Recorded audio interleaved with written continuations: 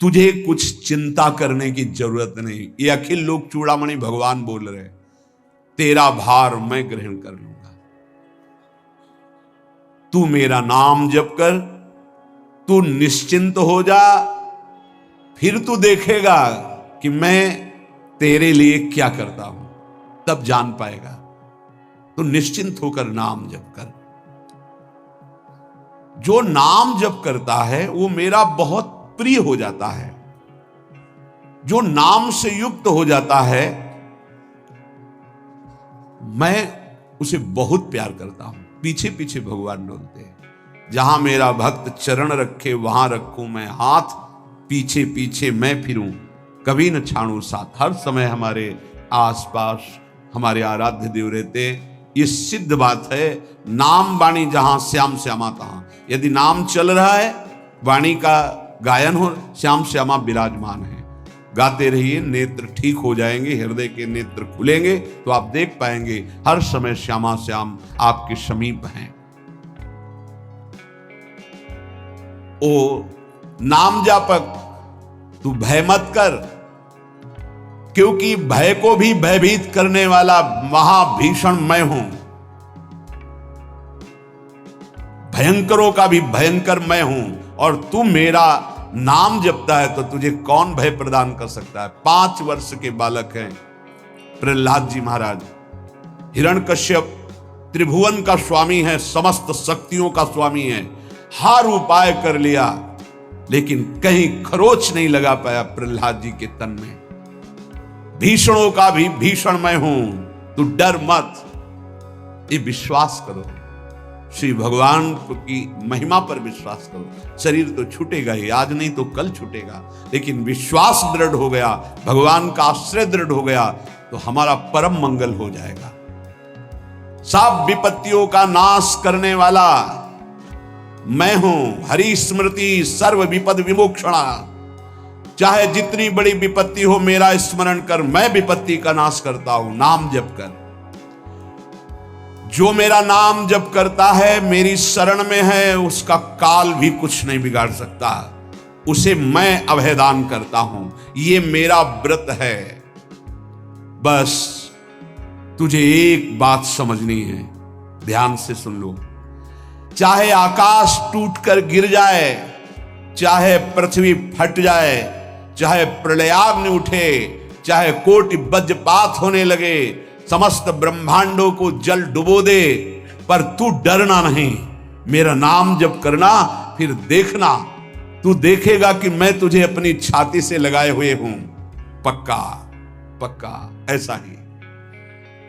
ये बात भूलना मत मेरी, तू कभी भयभीत मत होना। मेरा नाम मैं ही हूं। नाम जप रहे हो तो मैं तुम्हें छाती से लगाए हूं। देखो, अगर आप भगवान का नाम जप कर रहे हैं, भगवद आश्रित हैं, तो आप गौर से देखना। यदि आश्रय पक्का है, पूरे जीवन की बात, कई बार ऐसा अनुभव हुआ कि यदि ये सेकंड में भगवान सहायता ना करते तो जीवन की बाजी ही नष्ट हो जाती। कदम कदम पे देखा, और ठीक मौके पर ऐसा आश्चर्य में चमत्कार, ओहो भगवान ने बचा लिया, ये देखो भगवान ने बचा लिया, ये देखो भगवान ने ऐसा किया। ये संसार मेरा रचा हुआ एक माया का स्वप्न है। तू देखकर डर मत और ललचा मत, ये झूठा है। भगवान कह रहे ललचा मत, ये झूठा है, माया के द्वारा रचित। मामा ने नहीं, यामा ने जो है नहीं पर दिखाई दे रहा है, जो है उसे नहीं दिखाना, ये माया का कार्य है। सत्य सत्य सत्य केवल मेरा नाम है। नाम जप कर, मेरा नाम ले। इस माया की सामग्री और वस्तुओं की बात क्या, मैं तुझे मिल जाऊंगा। मायापति भगवान कह रहे, नामानंद सागर में तुझे डुबो दूंगा। मेरे सिवा जगत में जो कुछ दिखाई दे रहा है ये नहीं है, मैं ही हूं। मैं पूर्ण का पूर्ण हूं, मैं ब्रह्म की प्रतिष्ठा हूं, मैं शांति की शांति हूं, मैं आकाश को भी अवकाश देता हूं। जिस समय तू मेरा नाम लेकर आंखों से आंसू बहाते हुए पुकारेगा, तेरे अंदर आनंद का समुद्र उफनाएगा और मैं तुझे छाती से लगाए होऊंगा। अनुभव होता है। ब्रह्मांडानि विनश्यन्ति देवा इंद्रादयस्तथा कल्याण भक्ति युक्तश्च मद भक्तो न प्रणश्यति। चाहे प्रलयाग्नि आ जाए तो संपूर्ण ब्रह्मांडों का विनाश हो जाएगा, इंद्रादि देवतागण भी नष्ट हो जाएंगे, पर मेरे भक्त का त्रिकाल में कभी नाश नहीं होता। मद भक्तो न प्रणश्यति, गीता जी में कहा है, नामे भक्ता प्रणश्यति, मेरे भक्त का नाश नहीं। मान लीजिए, जान जाओगे, निहाल हो जाओगे। सत्व शुद्धिकरम नामो ज्ञान प्रदम स्मृतम मुमुक्षूणाम मुक्ति प्रदम कामिनाम सर्व कामदम। नाम बहुत जल्दी अंतःकरण को शुद्ध कर देता है। नाम विशुद्ध ब्रह्मबोध करा देता है। नाम मोक्ष प्रदान कर देता है। फिर यदि नाम जपने वाला संसार की कामना करे तो यह कौन सी बड़ी बात है कि इसके पूर्ण होने में बाधा हो जाएगी। पर उतना नाम जप कीजिए, पहले पापों का नाश होने दीजिए। जो नाम जप कर रहा है उससे बड़ा तीर्थ कोई नहीं। नाम जप कर रहे हो, आपका मन है तो चले जाइए कहीं स्नान करने, कहीं अवगाहन करने, कहीं जाने की जरूरत नहीं। परम तीर्थ का अवगाहन कर रहे हो। जब नाम जापक गंगा जी का स्पर्श करता है तो गंगा जी सबके पापों का नाश करती हूं। नाम जापक के स्पर्श से गंगा जी निष्पाप होती है। नाम सबसे बड़ा धर्म क्षेत्र है, अर्थात सबसे बड़ा धर्म कर रहे हैं यदि आप नाम जप कर रहे हैं। नाम देवों का परम देव है, क्योंकि वो केशव देव को भी अपने अधीन कर लेता है, नामी को अधीन कर लेता है। सुमिर पवन सुत पावन नामू अपने बस करी राखे रामू। अपने बस, ये शब्द बहुत बड़ा है। अजित को जीत लेता है नाम जापक। नाम परम तपस्या है। जो नाम जप कर रहा है बहुत कठिन है, नाम जप करना बहुत कठिन है। जहां नाम जप शुरू करो तो हृदय में जलन पैदा कर देते हैं, क्योंकि हृदय में जितने पाप हैं बिना भोगे उनको भस्म करना है। ये जो विचलित हो रहे हैं इनको शारीरिक दंड भोगना है, इसलिए विचलित हो रहे हैं। नाम जप से जो जलन पैदा होती है वो तुम्हारे भाग्य खुल रहे हैं। जो तुम्हें शारीरिक दंड मिलने थे वो भस्म हो रहे हैं। चुपचाप सह लो। बहुत ही बच्चापन है दिमाग में, समझ में नहीं आ रहा। एक एक दिन आयु जा रही, एक एक श्वास नष्ट हो रही है, उस मनोरंजन का समय समझ रहे। अरे काल नजदीक आ रहा है, मृत्यु नजदीक आ रही, पता नहीं कब किस क्षण है। नाम कमाने आए थे, फिर पता नहीं मनुष्य शरीर मिले कि ना मिले। नाम परम भक्ति है। अगर नाम चल रहा है तो भक्ति परम भक्ति है। नाम परम शक्ति है। यदि नाम जब चल रहा है तो परम सामर्थ्यशाली हो जाओगे आप। नाम परम गति है। यदि नाम चल रहा है तो अब हमें चिंता नहीं कि हमारा कल्याण होगा कि नहीं होगा। नाम सर्वश्रेष्ठ पद है। नाम जब कर रहे हैं हम परम पद में विराजमान हैं। नाम लेने से वर्तमान भूत भविष्य तीनों पवित्र हो जाते हैं। भूत में जो हमसे गंदे आचरण हुए, वर्तमान के नाम जपने से भूत पवित्र हो जाता है। वर्तमान के नाम जप करने से वर्तमान तो पवित्र है ही, भविष्य पवित्र हो जाता है। हमारा भविष्य बड़ा उज्जवल होगा। अविराम नाम जप कर, अविराम माने निरंतर। मेरे डर से अग्नि प्रज्वलित होती है, मेरी ही शक्ति दाहिका और प्रकाशिका शक्ति है। मेरे ही बल से सूर्य प्रकाशित होता है, मेरे ही बल से वायु बलशाली है, मेरे ही बल से इंद्र और नाना प्रकार की दैवी शक्तियां अपना कार्य करती हैं। मृत्यु मेरे ही बल से अपना अपना कार्य कर रहे। मेरा शरणागत, मेरा नाम जापक, कोई भी त्रिभुवन की शक्ति उसे परास्त करना चाहे ऐसा कभी नहीं हो सकता। देखो कितना बड़ा बल नाम जापक के पास। अधिक क्या, नित्य देहधारी भक्त को भी मेरा सुदर्शन चक्र भी नहीं काट सकता। जो मेरा नाम जप कर रहा है, मेरे सुदर्शन चक्र की भी सामर्थ्य नहीं। एक बार सत्संग में पीछे सुनाया था, देवर्षि नारद जी बड़े लीला बिहारी हैं। वो हर लीला भगवान की नाम महिमा, गुण महिमा, शरणागति की महिमा पुष्ट करने के लिए ही प्रकट करते हैं। वो भगवान का साक्षात स्वरूप है। प्रताप रुद्र ऐसा उस राजा का शायद नाम था। वो बड़ा प्रतापी चक्रवर्ती सम्राट पद पर भगवान रघुनाथ जी विराजमान थे। श्री राम जी, बड़े बड़े ब्रह्म ऋषि सब विराजमान, सभा लगी हुई थी। नारद जी बाहर मिल गए उनको और कहा, अंदर प्रभु के दर्शन करने जा रहे हो? नारद जी को प्रणाम किया। जी। तो वहां बहुत से ब्रह्म ऋषि बैठे हैं, सबको प्रणाम भी करोगे? हाँ जी, तो मर्यादा है संतों को प्रणाम। तो विश्वामित्र जी को भी प्रणाम करोगे? हाँ, क्यों, वो तो ब्रह्म ऋषि हैं। क्यों, ब्रह्म ऋषि कहाँ हैं? तो कौशिक वंश में प्रकट हुए, क्षत्रिय कुल में। उनका नहीं, तपस्या से तो ब्रह्म पद प्राप्त किया है उन्होंने। हाँ, पर मूल में तो नहीं। आपका उद्देश्य क्या है? बस ऐसे कर लेना, माथा मत रखना। देवर्षि नारद जी का सब ऋषियों के माथा रखना। गए भगवान के दरबार में, भगवान को नमन किया, सब ऋषियों के चरणों में मस्तक रखा और विश्वामित्र जी के सामने जाके ऐसे करके ध्यान भी नहीं दिया। सभा जब पूर्ण हुई, विश्वामित्र जी के पास नारद जी बैठे, बोले, आपने कुछ देखा भगवान? विश्वामित्र जी ने कहा, क्या? वो प्रताप रुद्र को? नहीं, क्या बात क्या? सबको तो माथा रख के प्रणाम किया, आपको ऐसे किया, आपने देखा नहीं?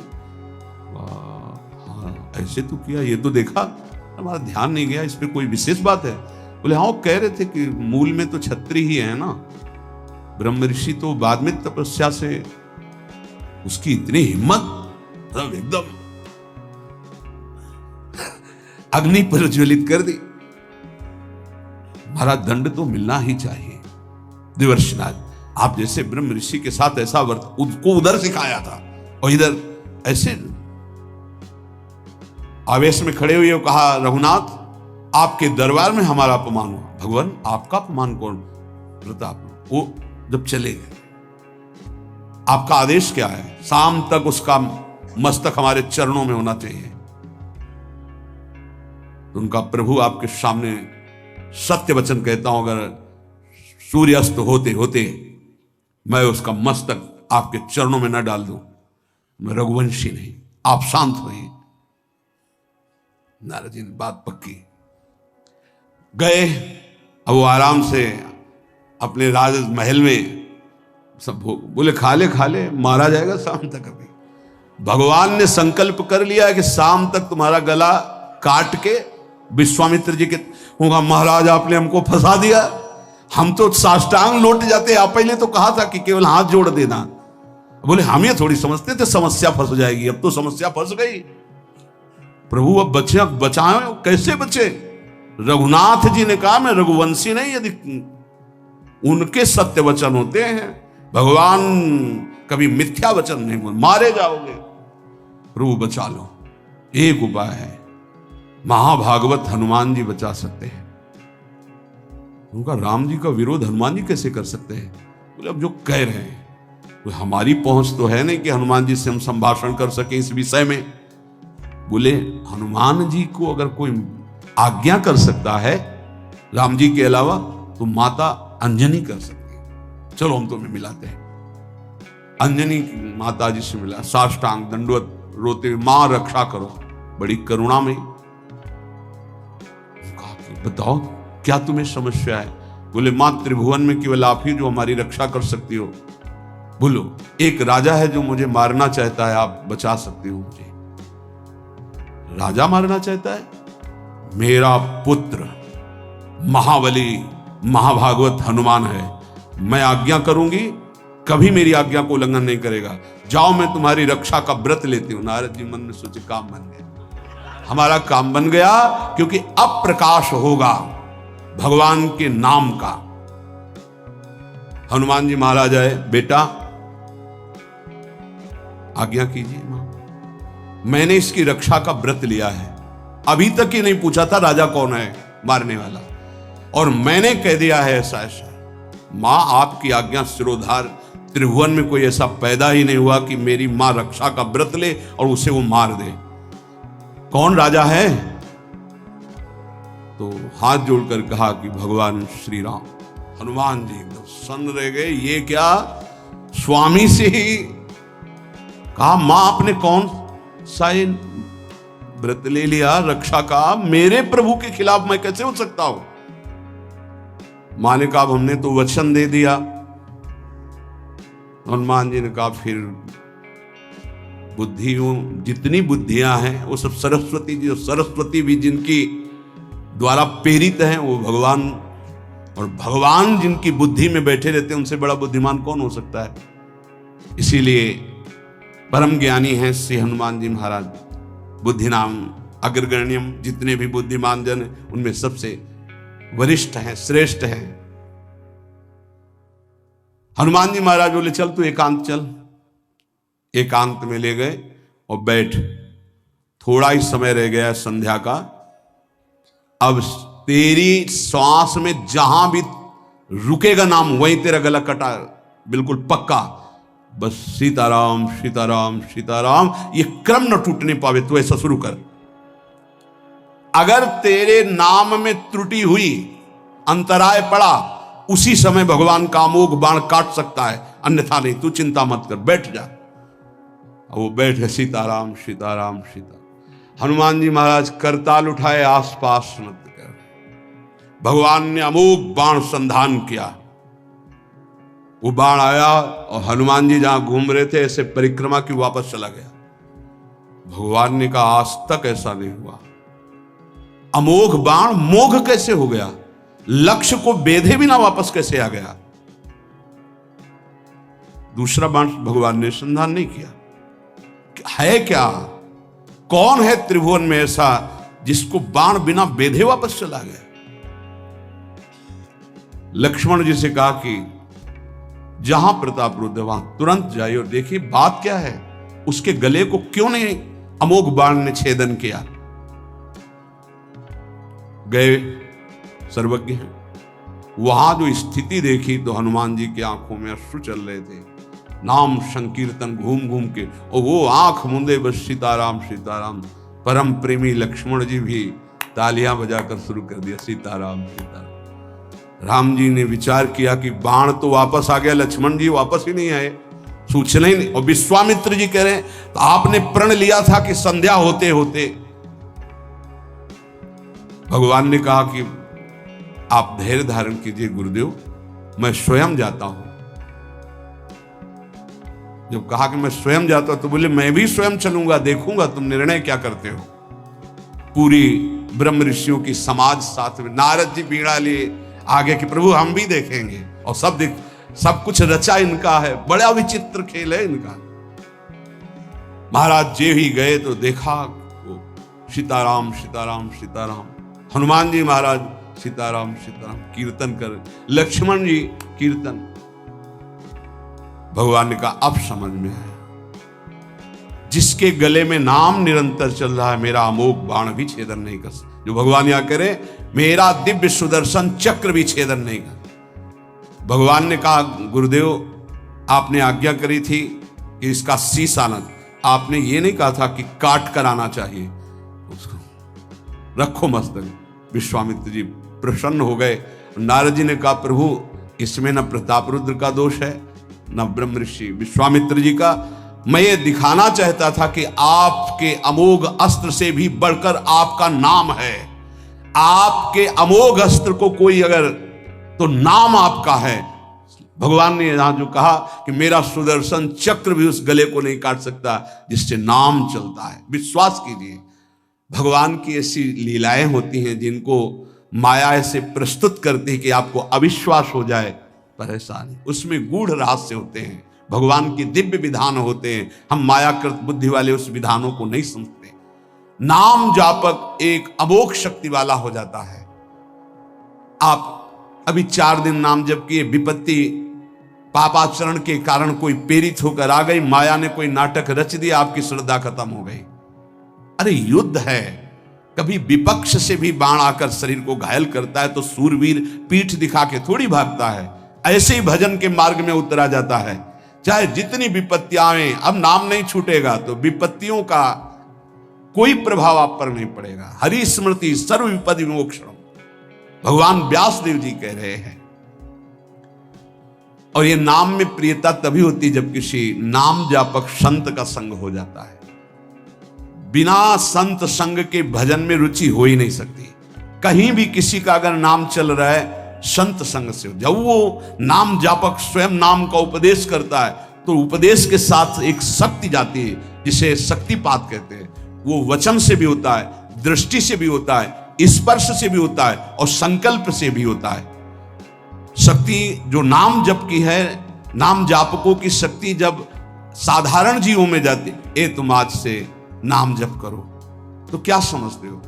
उसके साथ नाम जप की शक्ति जा रही है। उसके बाद दृष्टि से देख लिया, मन से संकल्प कर दिया, वचन से बोल दिया, तभी नाम जप प्रारंभ हुआ। नहीं, पापाचरण करने वाला राधा नहीं बोल सकता। विश्वास कीजिए, पापवंत कर सहज स्वभाव, भजन मोर ते भाव न गाओ। संत जन भगवान के पार्षद हैं, अहेतु की कृपालु हैं, वो कृपा करते हैं तब नाम जप शुरू होता है। एक पति पत्नी में बहुत आसक्ति थी परस्पर, नाम जप ये सब तो आसक्ति के कारण कहीं गुंजाइश ही नहीं थी। जैसे एक साधारण कामासक्त दंपति, ऐसे एक बार एक संत भगवान वहां से तो देखा कि परिवार में बिल्कुल अश्रद्धा है संतों के प्रति, ना भगवान का भजन न धर्म। तो सामर्थ्य भजन से जो जितना करता है, ऐसे उनको देवर्षि नारद जी मिल गए। तो नारद जी से कहा, परम कृपाल हो, ये दंपति इस घर में रहते हैं, बहुत आसक्त हैं, क्या इनकी परस्पर आसक्ति हट सकती है और भजन हो सकता है? बोले तो ऐसे हो जाएगा, चुटकी बजाते। बोले इतना आपस में प्रेम करते हैं कि उनका मन ही नहीं हटा सकते आप। बोले आप 2-4 दिन में फिर कभी आना तो देखना, ये साष्टांग दंडवत करके आपको प्रसाद पवाएंगे, ऐसी इनके अंदर भक्ति आ जाएगी। नारद जी गए, पति कहीं बाहर कार्य से गया था, पत्नी कहा कैसे आप संत भगवान कैसे आए? एक खास बात बताने आए हैं तुम्हें। क्या? ये जो तुम्हारा पति था ना, ये पूर्व जन्म का नमक बटोरने वाला नोनिया था। बोले नहीं प्रभु, ऐसा नहीं। बोले रात में जब सो रहा हो तो तुम उसकी त्वचा को चाट के देखना, बिल्कुल हमारी बात सत्य मिलेगी। तुम जो इतना प्यार कर रहे हो तुम्हारे काबिल नहीं। ऐसा कैसे हो सकता है? पक्का। कहाँ खेत है तुम्हारा? जहां पति गए, बता अमुक जगह। नारद जी गए, कैसे बाबा जी? बोले एक बात बताने आए, जिसको तुम पत्नी को बहुत प्यार करते हो ना, नागिन है पूजन। बोले आप कैसे कर? बोले हमें त्रिका लग गए, हम जानते हैं। बोले अगर परीक्षा करनी हो तो रात में सोने का नाटक करना, देखना जबान निकाल के आगे। देवर्षि नारद जी ने, अब वो कि बाबा जी बोल गए थे कि तो रात में वो सोने का नाटक, डर भयानक उसके सता रहा था कि नागिन है पास में। अब वो जब चाटने होगा जो ही जवाल निकाले फिर समझ गए वो, और चिल्ला पड़े वापस। बड़ा तो दृष्टांत सागर का है ये। तो अब रात तो बहुत विघ्नकारी हो गई, आपस का प्रेम एकदम खत्म। सुबह देवर्षि नारद जी आए, बोले ये तो हमने आपके साथ विनोद किया था, वस्तुतः ये नागिन नहीं है, वस्तुतः ये ऐसा नहीं। हमें समझाने आए कि तुम दोनों का प्रेम ये नाशवान है, आज नहीं तो कल नष्ट हो जाएगा। जीवन की सार्थकता भगवान नाम जपने में है, भगवत आराधना में। नारद जी की कृपा से उनके हृदय में भक्ति जागृत है। अगर हमें संत ना मिले तो सच्ची कहते हैं भगवान के चरणों में या नाम में प्रीति हो ही नहीं सकती। बस केवल इतना लगता है कि नाना प्रकार की भोग सामग्री जो हम भोग रहे हैं, ये किसी को यही नहीं लगता कि यहां से छोड़ के जाना है। दूसरे को फूंक के आ रहे हैं और स्वयं को ये पता नहीं कि यहां से छोड़ के जाना, यहां से कुछ नहीं ले जाना। शाश्वत शांति की खोज के लिए अनंत जन्मों से भटक रहे हैं, वो केवल श्री भगवान में मिलती है। जो उपासक उठते बैठते चलते फिरते खाते पीते नाम जप करता है, खाते पीते नाम ले, चलते बैठे सोए, सदा पवित्र यह नाम है, सदा उजाला तोए।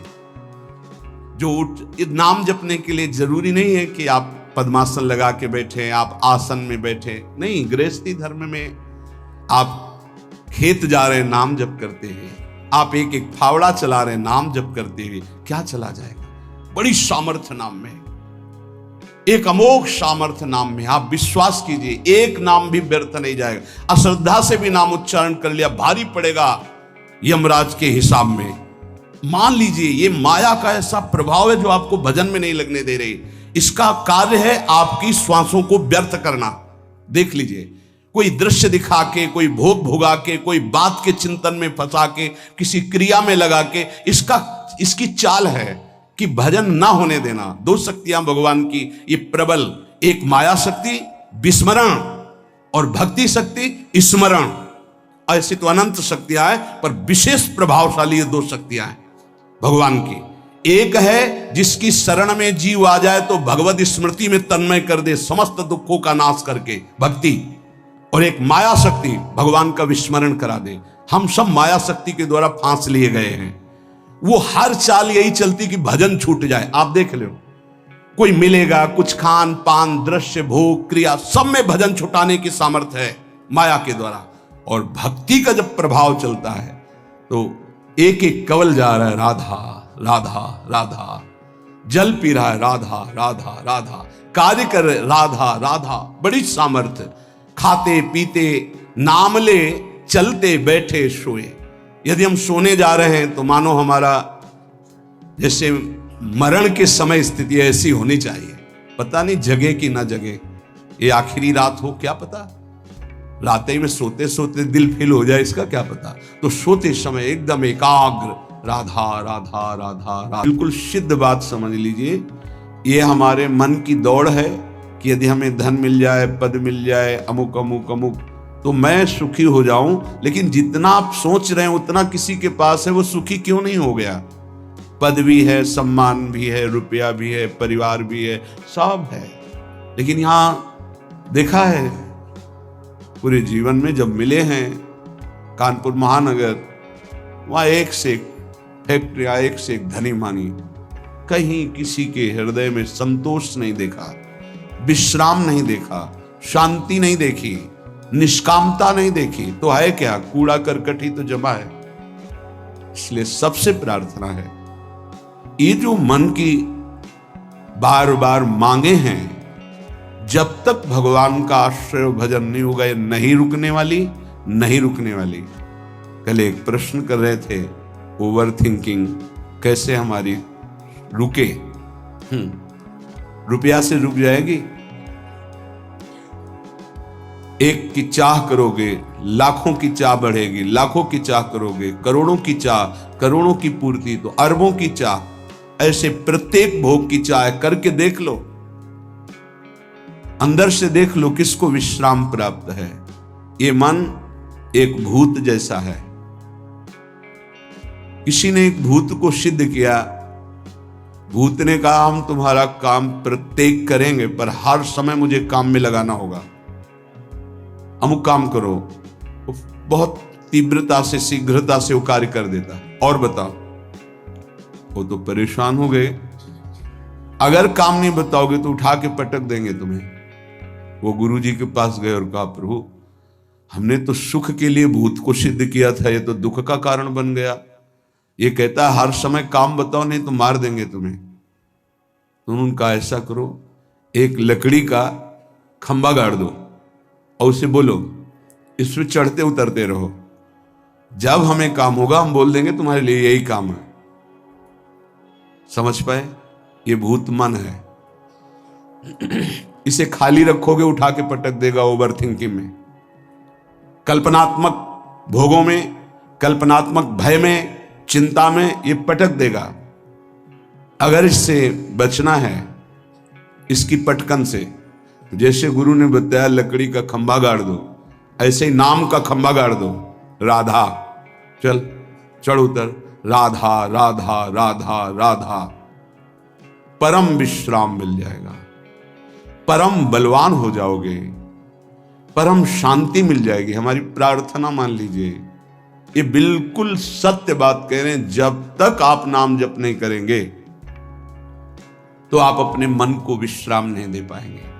और आप सब कुछ कर रहे हैं मन के सुख के लिए, मन की शांति के लिए, पर जिस मार्ग में चल रहे हैं दुखालयम अशाश्वतम, कैसे आपको इस नाशवान भोगों में शांति मिल सकती है?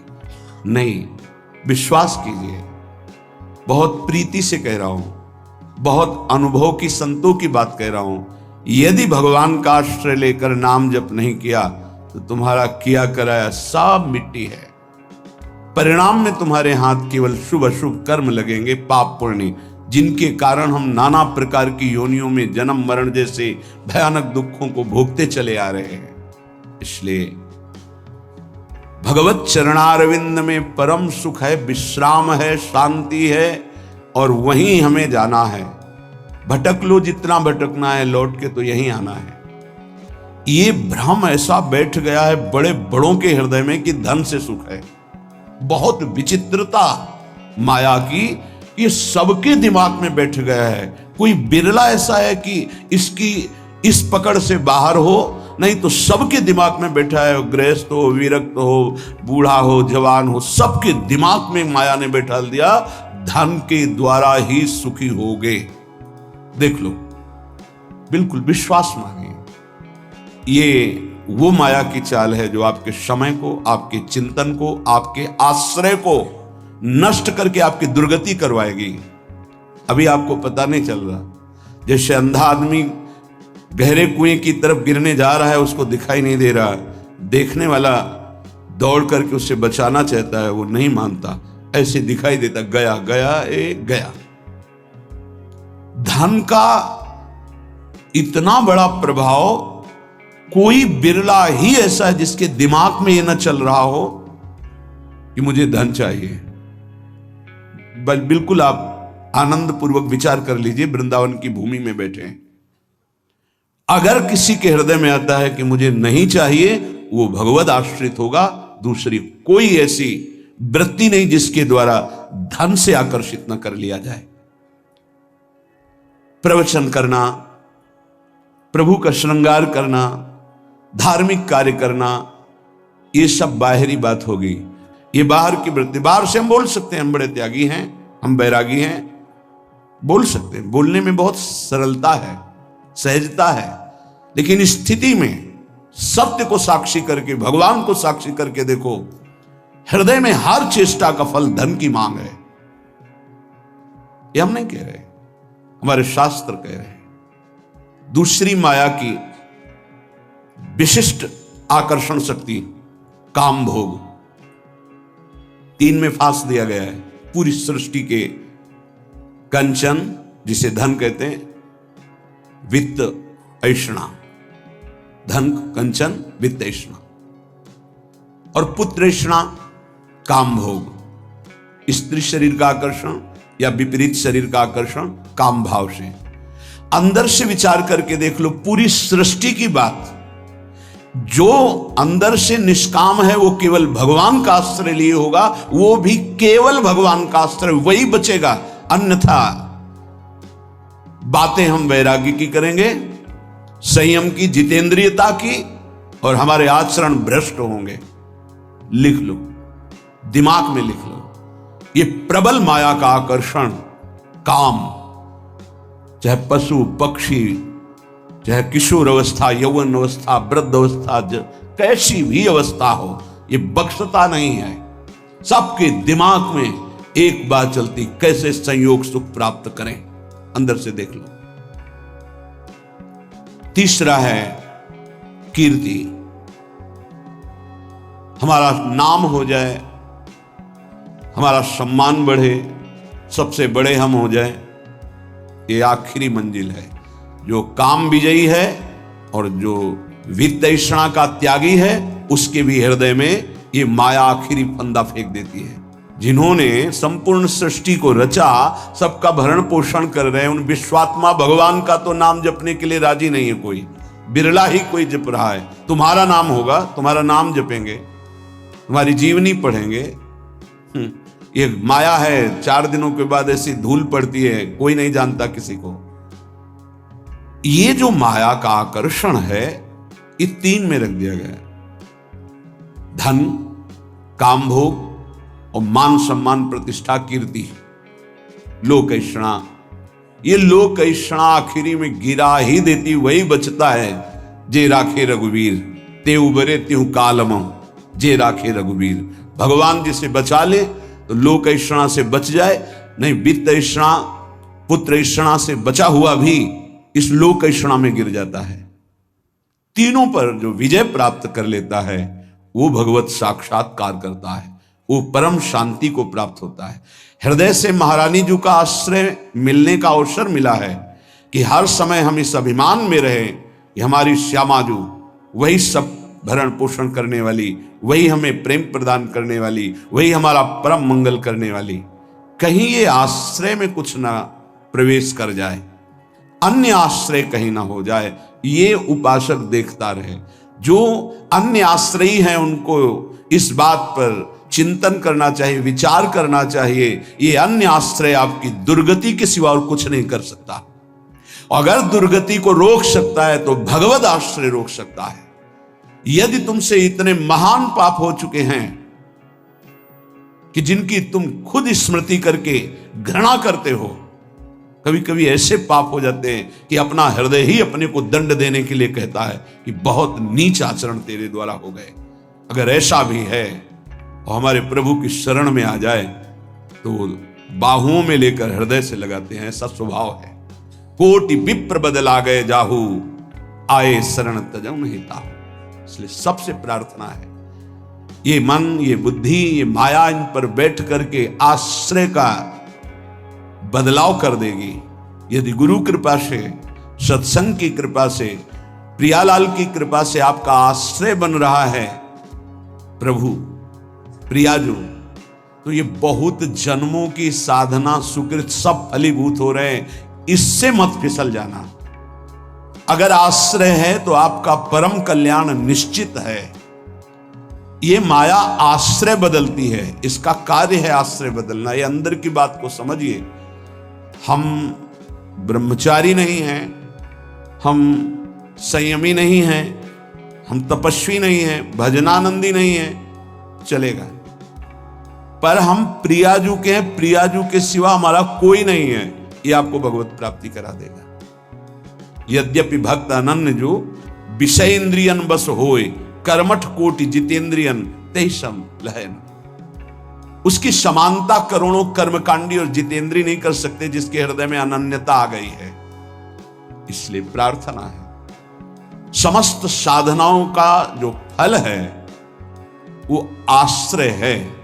भागवत में बहुत बड़ी महिमा इस आश्रय की वर्णन की गई। आखिरी है 10वां आश्रय। नवधा भक्ति में 9वीं भक्ति पूर्णता है आत्मसमर्पण। यदि आप अपना मंगल चाहते हैं तो आप खुद देख लीजिए कितने बड़े साधना में आपका प्रवेश है। ईमानदारी से देख लीजिए। भरोसा नहीं है 1 मिनट बुद्धि का भी कहती भगवान प्यारे लगते, थोड़ी देर में कहेगी विषय प्यारे लगते हैं। इसका निर्णय ठीक नहीं है, पागल है ये। हमारी जो बुद्धि है वो पागल है। एक क्षण में कहती ये मार्ग सत्य है, दूसरे क्षण में उत्तर देने लगती है। ऐसी बुद्धि का भरोसा नहीं। कितनी बड़ी साधना हो, अपराध बन जाए, वैष्णव अपराध, गुरु अपराध, इष्ट द्रोह, गुरु द्रोह, सर्वनाश हो जाता है। एक आश्रय है तो वो बचाता है, भगवद आश्रय। आश्रय को आप यदि समझ लें तो निश्चिंत हो जाएंगे, निर्भय हो जाएंगे, निःशोक हो जाएंगे। आप प्रभु के अंश हैं। ये प्रकृति प्रभु के द्वारा रची हुई है। ये भगवान का एक जादूमय खेल है। आप उनके अंश होकर इस खेल में फंस रहे हैं। वही गुरु रूप से, शास्त्र रूप से आपको इस खेल से निकलने का उपाय बता रहे हैं। पर आप ऐसे कपटी स्वभाव के हैं, छली स्वभाव के हैं। वो सर्वज्ञ प्रभु और गुरुदेव से भी छल करता है। हंसी की बात यह है कि जो तुम्हारा परम हित, परम मंगल, परम कल्याण प्रतिपल सोच रहे हैं, तुम उनसे छल और कपट कर रहे हो, केवल माया प्रेरित होकर के। क्या नहीं पता, क्या नहीं पता?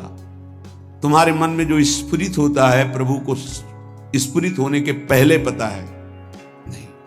प्रभु कह रहे हैं और सब चलेगा, मोहि कपट छल छिद्र न भावा। और अगर अवगुण हैं तुम्हारे, धीरे धीरे सब ठीक हो जाएंगे। जन अवगुण प्रभु मानन काऊ, दीन बंधु अति मृदुल स्वभाव। लेकिन यदि आपके अंदर छल कपट है तो प्रभु कह रहे मोहि न भावा।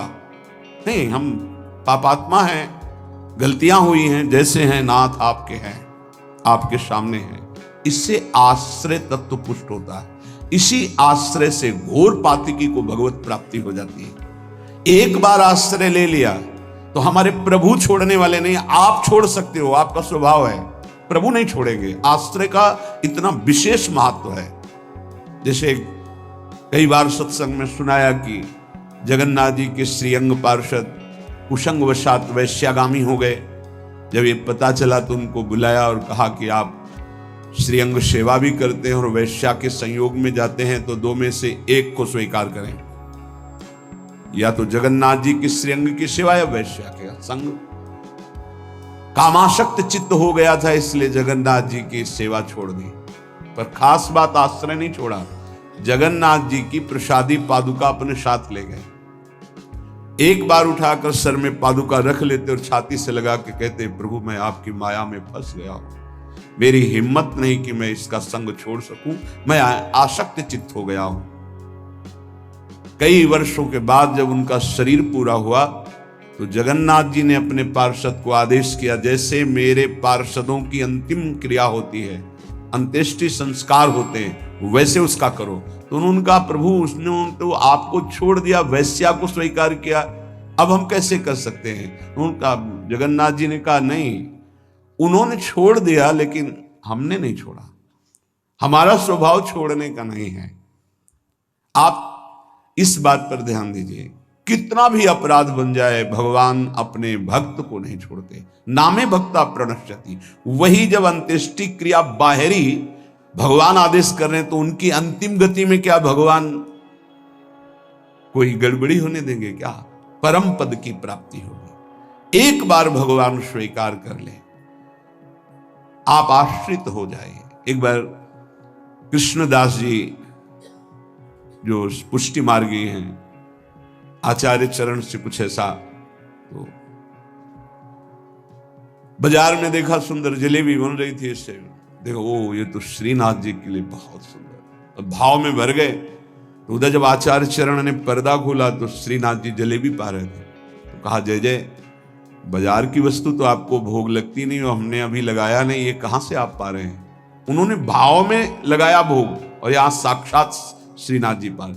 उनका कृष्णदास ने बाजार से भोग लगाया है। वह प्रभु कृष्णदास जी का तो त्याग कर दिया गया है, फिर आप भोग? बोले, आप आचार्य हो, आप गुरु हो, आप त्याग कर सकते हो, पर मेरा स्वभाव नहीं। एक बार जिसे पकड़ लिया उसे मैं कभी छोड़ नहीं सकता, वो भले मुझे छोड़ दे, मैं उसे नहीं छोड़ सकता। भाई जी महाराज से स्वामी अखंडानंद जी ने कहा, आप अपने मन की कोई एक बात बता दें। यही बात बताई कि उमा राम स्वभाव जिन जाना, ताहि भजन तजी भाव न आना। जिसने भगवान का स्वभाव जान लिया उसे भजन को छोड़कर और कुछ अच्छा नहीं लगता। मान लीजिए, कृपा कर दीजिए, अपने ऊपर कर दीजिए, हमारे प्रभु का नाम तुम्हारी समस्त समस्याओं का समाधान है। बस कुछ दिन मन लगे ना लगे, काम बने ना बने, कोई लाभ दिखाई दे ना दिखाई दे, आप सतत नाम जपने का प्रयास कीजिए। परिणाम में नाच पड़ेंगे आप। पहले आपके पापों का नाश होने दीजिए। नाम का प्रभाव महाअमृत में, जिसने नाम को स्वीकार किया, चाहे वो जैसा रहा हो, उसका परिणाम बड़ा मंगलमय निकला है। देखो आप कैसे हैं, कौन हैं, हमारे भगवान ये सब नहीं देखते। आपने भगवान का नाम उच्चारण किया, बस इसी से भगवान नहीं जाएंगे। अहोबत सुपचतो गरियाम यज्जिभ्याग्य वर्धते नाम तुभ्यम। वो चाहे चांडाल क्यों ना हो, नीच आचरण करने वाला क्यों ना हो, यदि वो नाम जपना शुरू कर दिया तो गरियाम सर्वश्रेष्ठ हो जाता है।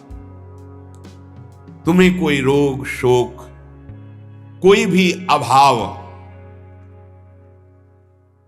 रात दिन जो जला रहे हैं वो प्रभावित नहीं कर पाएंगे यदि नाम जप करोगे।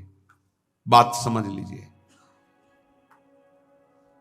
ये छोटे मोटे रोगों की क्या बात जो 4 दिन में ठीक हो जाते हैं।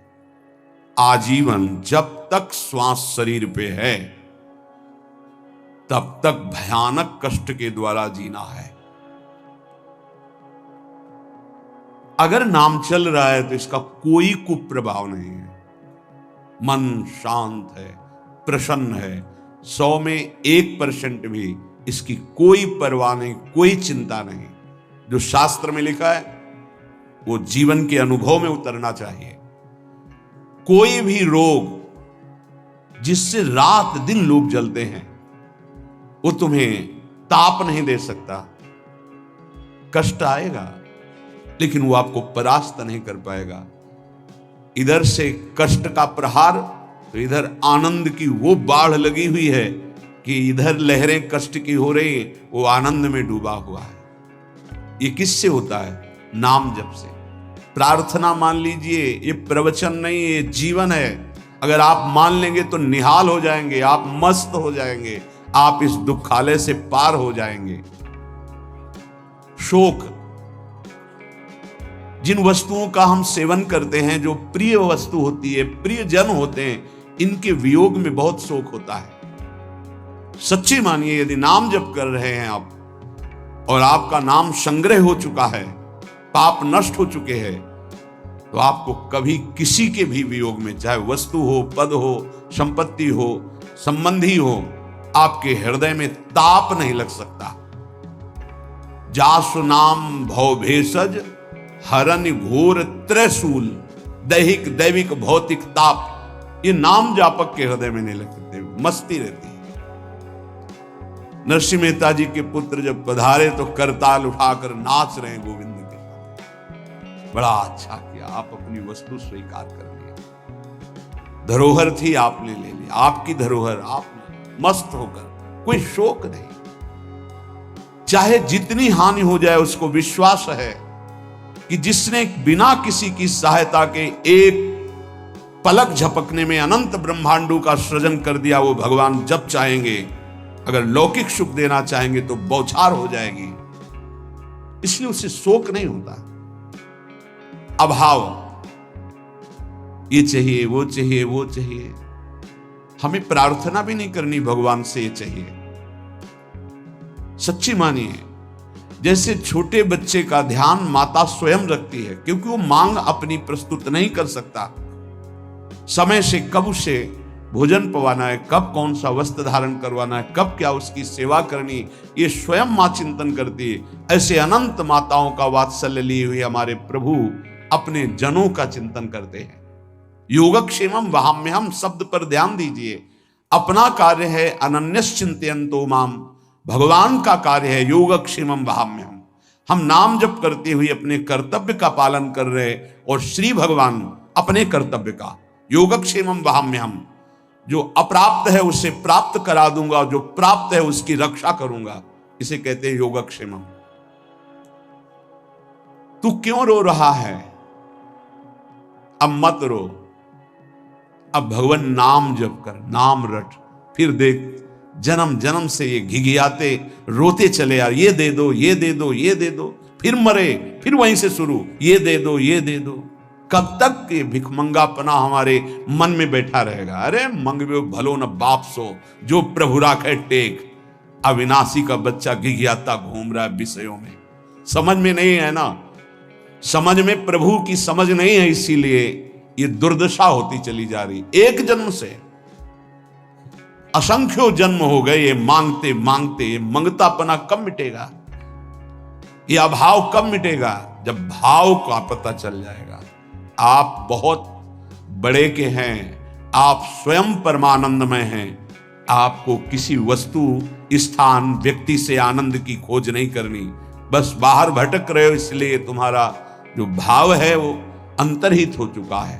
अंतर में आओ तो न शोचति न कांक्षति समः सर्वेषु भूतेषु मद भक्तिम लभते पराम।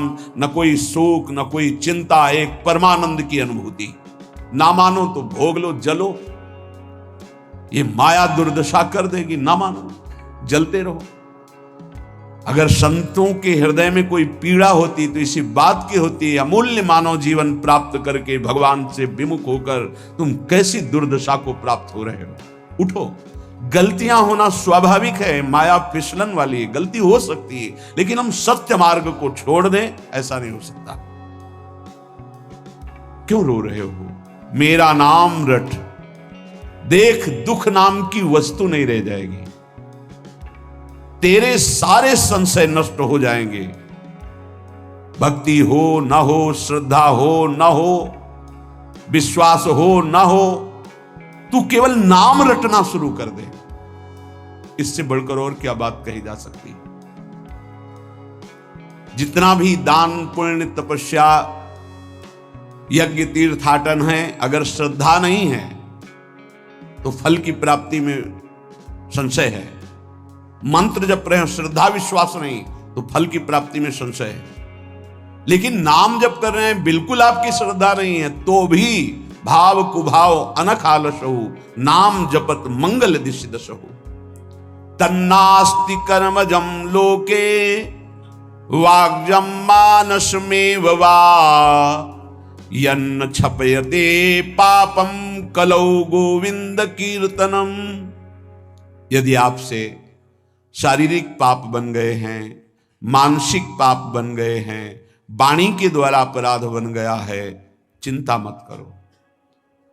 आप कोशिश करो कि पाप ना बने और गोविंद गोविंद, हरि हरि, कृष्ण कृष्ण, राधा राधा राधा, ऐसा नाम उच्चारण करो। नाम उच्चारण से सारे पाप नष्ट हो जाएंगे। तन्नास्ति कर्मजम लोके वाग्जम मानस में उच्च, मानसिक, वाणी के द्वारा, शरीर के द्वारा जो अपराध बन गए, भगवान नाम कीर्तन से, भगवान नाम जप से सब नष्ट हो जाते हैं। बस ये है कि नाम का सहारा लेकर पाप मत करना।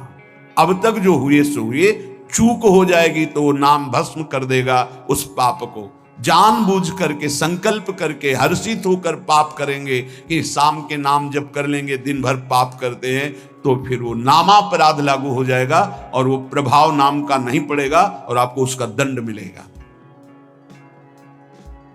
उठते बैठते, खाते पीते, सोते, सुख में दुख में, श्रद्धा से अश्रद्धा से, भक्ति से अभक्ति से, एकांत में, कोलाहल में, जैसी भी परिस्थिति है उसमें तुम नाम जपो। कुछ उपासक हैं वो परिस्थिति की मांग करते हैं भजन के लिए, चाहे वो गृहस्थ में हो या विरक्त में। कुछ ऐसा हो, एकांत हो, शांत हो, ऐसा हो, ऐसा हो।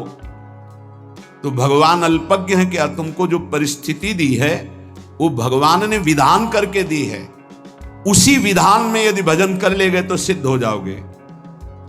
परिस्थिति का परिवर्तन ना मांगा जाए, उसी परिस्थिति में भजन करके भगवान की प्राप्ति होगी जो भगवान ने हमको परिस्थिति दी है।